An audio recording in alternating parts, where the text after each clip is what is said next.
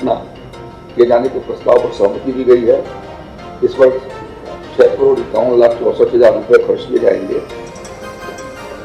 प्रस्तावित सेंटर के अंतर्गत प्रशासनिक भवन, hi tech nursery, mother block, laboratory, working set, tubewell pump house, tissue culture lab आदि इसके भीतर स्थापित किया जाएगा। और विशेष रूप से ये इस पे यह जो है वो Indo Israel centre of excellence for truth नाम से कौशाम्बी जनपद के भीतर सिराथू तहसील में स्थापित की जाएगी। इसके ऊपर 6,51,64,00,000 रुपये की धनराशि व्यय की जाएगी। प्रशासनिक भवन, hi tech nursery, mother block, laboratory, working set, tubewell pump house, प्रशिक्षण भवन आदि इसके भीतर निर्मित होंगे। केले का टिश्यू कल्चर लैब भी होगा। विशेष रूप से अमरूद, आंवला और केले के ऊपर उस पर विशेष रूप से यह हमारा एक्सीलेंस सेंटर काम करेगा, विशिष्टता केंद्र। और इसके लिए कृषि विभाग का वहीं पर सिराथू में हमारा फार्म रहा है, तो कृषि विभाग का उसमें से उनको 9 एकड़ जमीन उनको उपलब्ध कराई जाएगी। 9 हेक्टेयर भूमि उसके लिए उपलब्ध कराई जाएगी, निःशुल्क उपलब्ध कराई जाएगी। तो इस प्रकार से उत्तर प्रदेश के किसानों को तकनीकी और वैज्ञानिक खेती हो सके और आधुनिक तरीके से होने वाले सभी अन्वेषण और शोध के अनुरूप वो खेती कर सकें। इस दृष्टि से यह 2 महत्वपूर्ण फैसला आज योगी आदित्यनाथ जी की मंत्रिपरिषद ने लिया है और इसके लिए मैं उत्तर प्रदेश के किसानों को अपनी ओर से बधाई देता हूँ कि आने वाले दिनों में उनके आमदनी को बढ़ाए जाने की दृष्टि से यह एक महत्वपूर्ण कदम होगा। राज्य के भीतर लगातार योगी जी की सरकार आने के बाद इस प्रकार के कदम उठाए गए हैं। अभी 2 दिन पहले हम लोगों ने बनारस के भीतर flag house, multipurpose flag house का वहाँ पर फ्लैग ऑफ किया है और 1 सप्ताह पहले हमने अमरोहा से एक मल्टीपर्पज फ्लैग हाउस का तो उद्घाटन किया और इन दोनों जगहों से बड़े पैमाने पर आज फल और सब्जियां एक्सपोर्ट की जा रही हैं, जिससे किसानों को अच्छी और बेहतर आमदनी प्राप्त होने वाली है। धन्यवाद।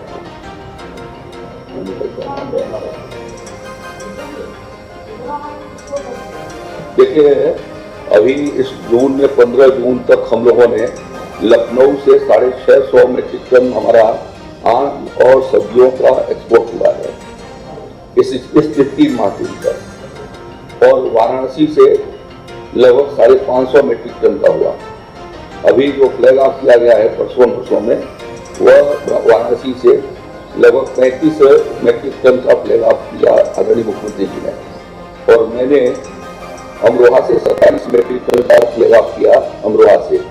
तो इस 3 महीनों के भीतर लगभग 300 टन जो है वो एक्सपोर्ट आम का और सब्जियों का मिलाकर के हुआ है। अब आगे बताएंगे तो बड़ा कुछ नहीं। धन्यवाद।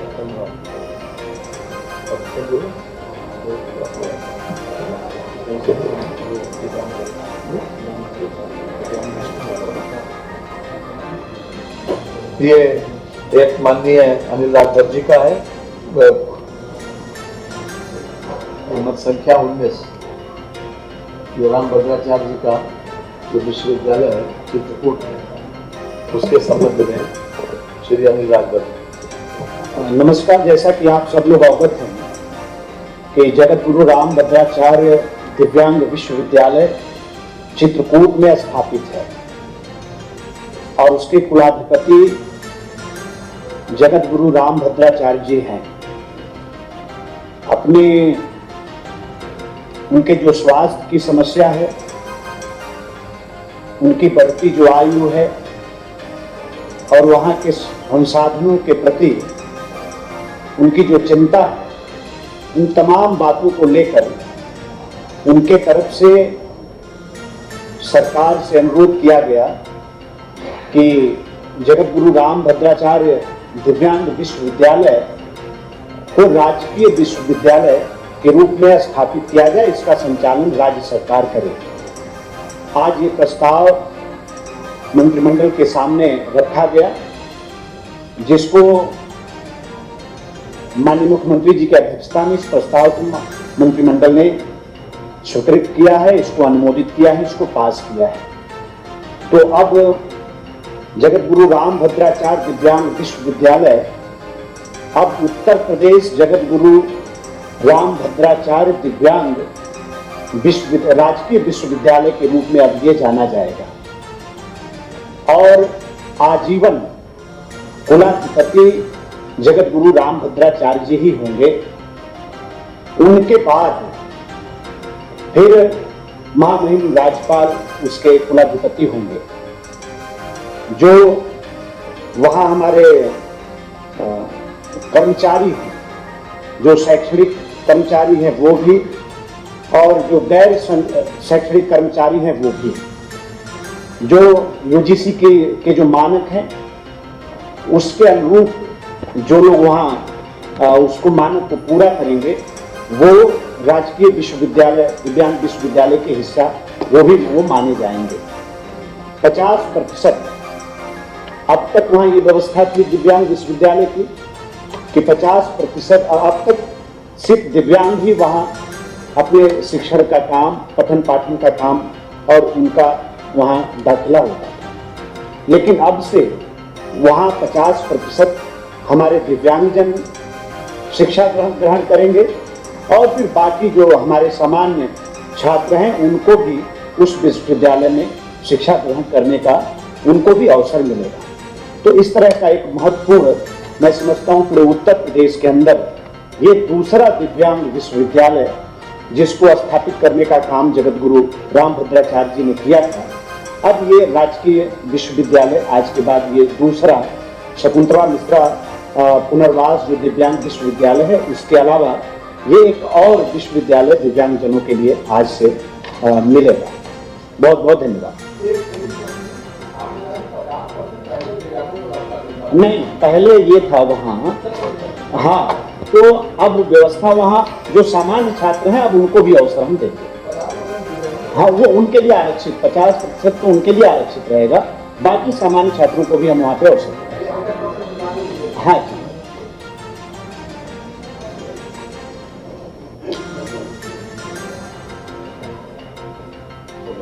डॉक्टर राम कुमार जी श्रम मंत्री की ये बड़ी योजना लेकर आए हैं।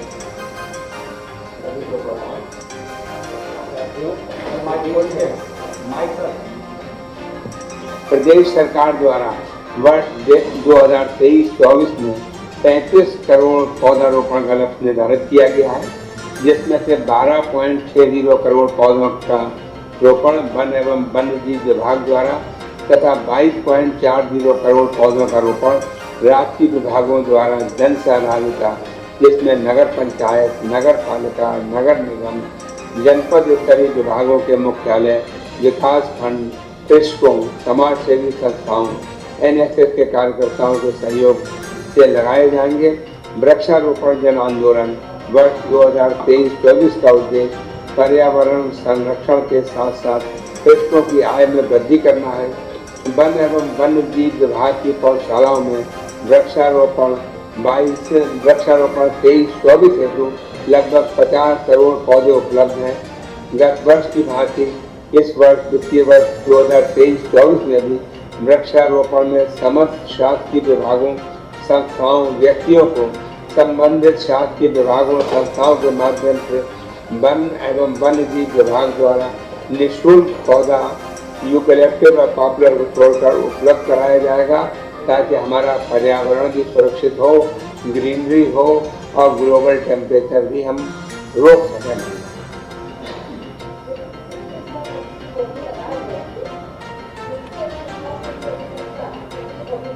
देखिए, पिछली बार जितने लगे थे, हमारे विभाग के सर्वे के अनुसार हमारे विभाग के लगभग 90% पेड़ जीवित हैं। अन्य विभागों द्वारा लगाए गए 75 से 80% पौधे जीवित हैं। इसकी जानकारी और सही करने के लिए हमने फॉरेस्ट रिसर्च इंस्टीट्यूट देहरादून से एक टेस्ट किया है कि तुम एक थर्ड पार्टी सर्वे करके बताओ पिछले 2 सालों में कितने पेड़ लगे, कितने जीवित हैं, कहाँ का जीवित हैं, और मैं समझता हूँ उसकी रिपोर्ट हमको जल्दी ही मिलेगी। देखिए, ऐसा है अलग अलग पेड़ होते हैं। कुछ पेड़ होते ही ऐसे हैं जो छोटे ही लगते हैं और कुछ बड़े रहते हैं। हमारे यहाँ 5 फीट 5.5 फीट तक के पेड़ तैयार। ये जुलाई माह में 1-2 बारिश और हो जाए तभी हमें तो शुरू करेंगे। अभी तिथि निर्धारित नहीं हुई है, जल्दी ही आपको हम तिथि से सूचित करेंगे। मैंने बताया जब 1 बारिश और हो जाए तो वो रिपोर्ट उन्होंने कहा हम आपको जल्दी ही देंगे और जैसे ही मिलेगी हम आपके सामने रखेंगे।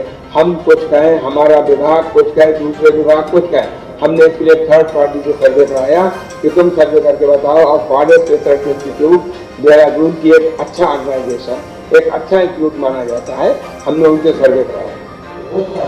जी हाँ, पैक हो गया। ये फॉरेस्ट रिसर्च इंस्टीट्यूट FRI से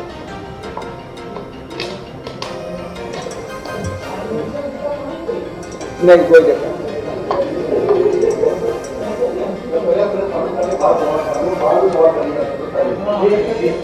ठीक, चलिए, धन्यवाद। धन्यवाद। बहुत बहुत धन्यवाद।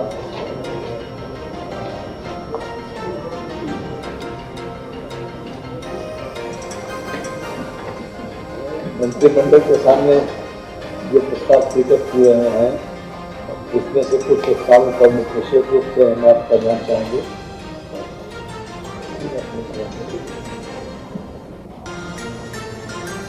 कि 6 असैनिक जनपदों में भारत सरकार की डायवर्सिटी गैप फंडिंग योजना के अंतर्गत पब्लिक प्राइवेट पार्टनरशिप बोर्ड पर मेडिकल कॉलेजों के विकास के लिए जो आज कैबिनेट के सामने प्रस्ताव आया था उस पर स्वीकृति प्रदान कर दी गई है।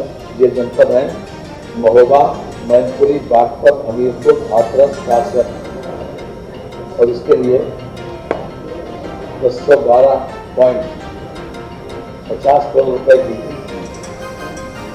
स्वीकृति भारत सरकार के द्वारा प्रदान कर दी गई है। इससे इन 6 जनपदों में उत्कृष्ट चिकित्सा व्यवस्था हो सकेगी। और मैं समझता हूँ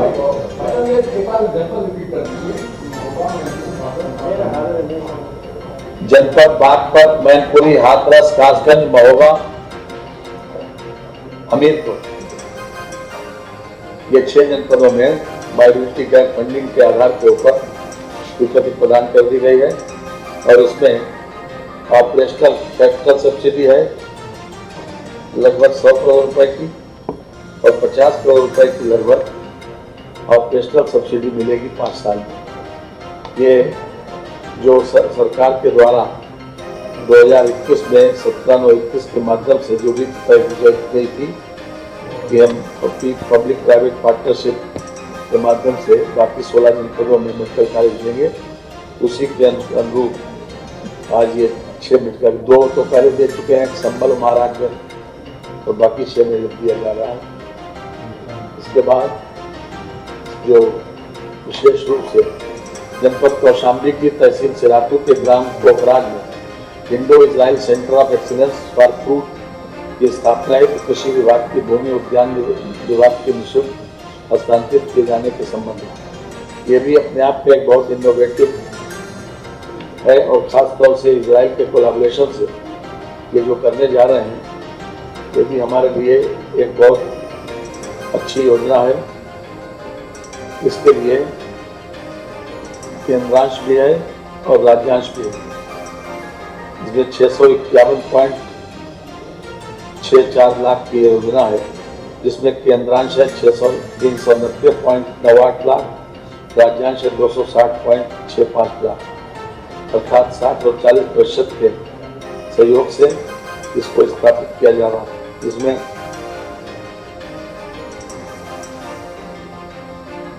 खास तौर से जनपदों के क्षेत्रीय एवं आसपास के जनपदों के कृषक आम, अमरूद और केला सघन बागवानी जैसी नई तकनीकों का ज्ञान प्राप्त करते हुए अच्छी गुणवत्ता के फल और सब्जी का उत्पादन करेंगे। निर्यात योग्य फल एवं सब्जी उपलब्ध होगी जिसके निर्यात से देश को विदेशी मुद्रा प्राप्त होगी। बेरोजगार युवकों को रोजगार भी एक अवसर मिलेगा। इसमें 50,000 रोग मुक्त उच्च गुणवत्ता फलदार पौध की जो उत्पादित होगी और साथ ही साथ लगभग 54-5500 रोजगार सृजित होंगे। ये भी अपने आप में है। नहीं, इंडो इजराइल वाली बात हम बता रहे हैं आपको कि इजराइल के कोलैबोरेशन से ये मतसंख्या 6 है, कौशाम्बी में ये स्थापित होने जा रहा है। 60-40 60 और 40 के अनुपात में इसमें खर्च आएगा। इसके साथ हमारे साथ में आज मंत्रिमंडल ने एक नई टाउनशिप को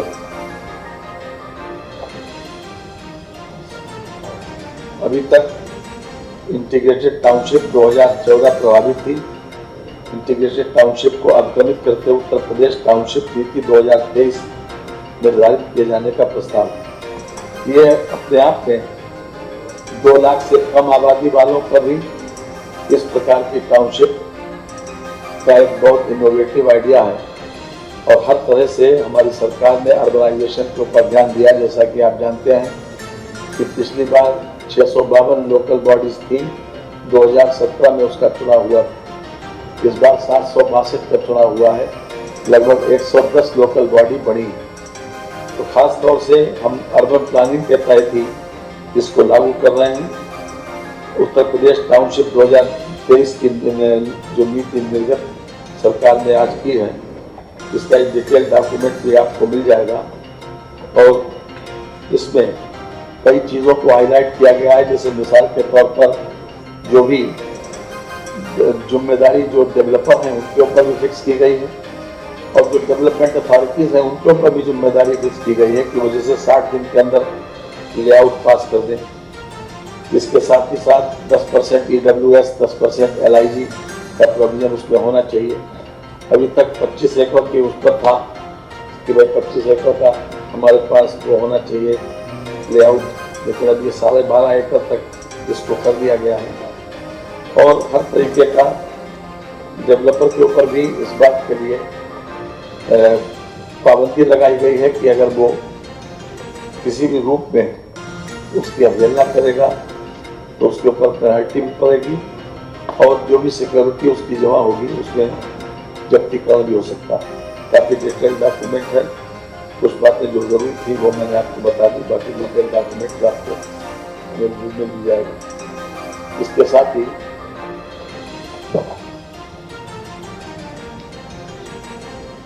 अटल नवीनीकरण मिशन के लिए मैं बता दूं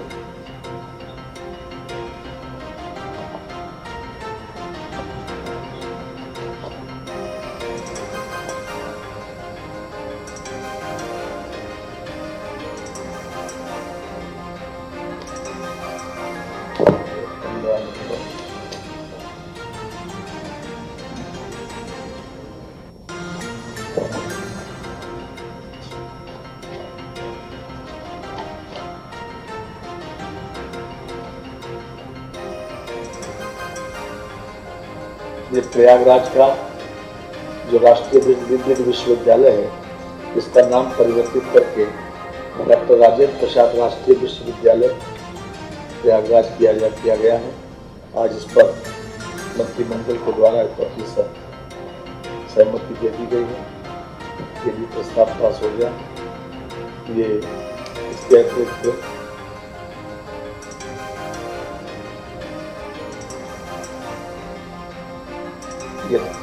ध्यानचंद स्टेडियम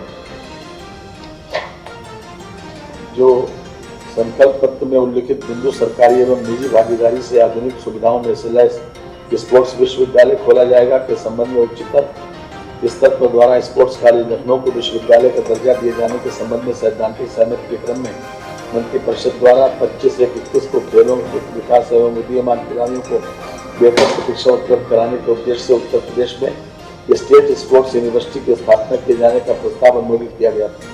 मंत्रिपरिषद के अनुमोदन के उपरांत स्पोर्ट्स यूनिवर्सिटी की स्थापना हेतु तैयार किया गया विधेयक विधानमंडल द्वारा पारित कर दिया गया। विधानमंडल द्वारा पारित होने के उपरांत उत्तर प्रदेश राज्य क्रीड़ा विश्वविद्यालय अधिनियम 2021 5/3/21 को प्रख्यापित किया गया। उक्त अधिनियम दिनांक 5/8/21 को प्रवृत्त माना गया। आज खास तौर से मंत्री परिषद द्वारा दिनांक 2/12/21 को हॉकी के जादूगर खिलाड़ी मेजर ध्यानचंद के नाम से मेरठ में स्थापित होने वाले Uttar Pradesh state sports university का नामकरण मेजर ध्यानचंद खेल विश्वविद्यालय रखे जाने का निर्णय लिया। आज खास तौर से इसके अधीन संपूर्ण यात्रा योजना जो हमारी इसके लिए आकलित की गई है, इसमें 388 करोड़ 53,75,000 रुपए कुछ विशिष्टों के साथ मंत्रिमंडल के द्वारा अनुमोदित किया गया। ये भी अपने आप में खेलों को बढ़ावा देने के लिए एक बहुत अच्छा प्रस्तुतिकरण है। इसके साथ रामगुरु वाला हो गया।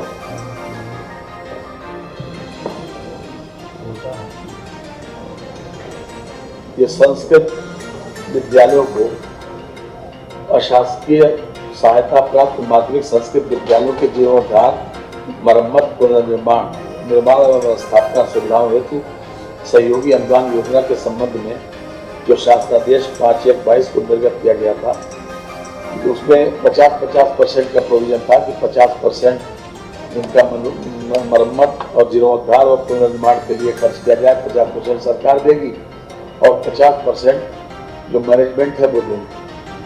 लेकिन ये योजना को प्रबंधकों ने ये कहा कि इतना पैसा जो है चलाना मुश्किल है, तो अब उसी का संशोधन आया है कि उन्हें 50-50% के स्थान पर अब 95 और 5% है।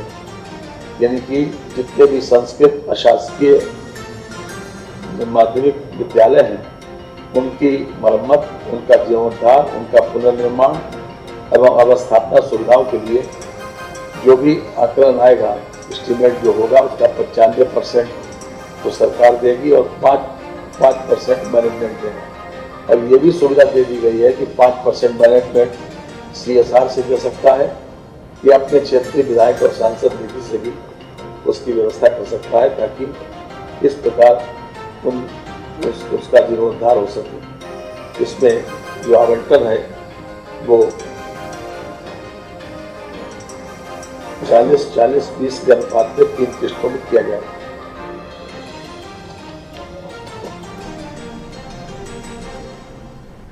अभी कैबिनेट की ब्रीफिंग हो रही थी, सुरेश खन्ना को आप सुन रहे थे। योगी कैबिनेट की बैठक खत्म हो चुकी है और महत्वपूर्ण प्रस्ताव जिन पर आज पूरी तरह से मंजूरी मिली है उसको लेकर जानकारी दे रहे थे। बता दें कि लोक भवन में ये बैठक चल रही थी, बैठक खत्म हो चुकी है। कई अहम प्रस्तावों को आज कैबिनेट ने अपनी मंजूरी दे दी है। सीएम योगी की अध्यक्षता में कैबिनेट बैठक हुई। संस्कृत विद्यालय से जुड़ा प्रस्ताव पास हुआ।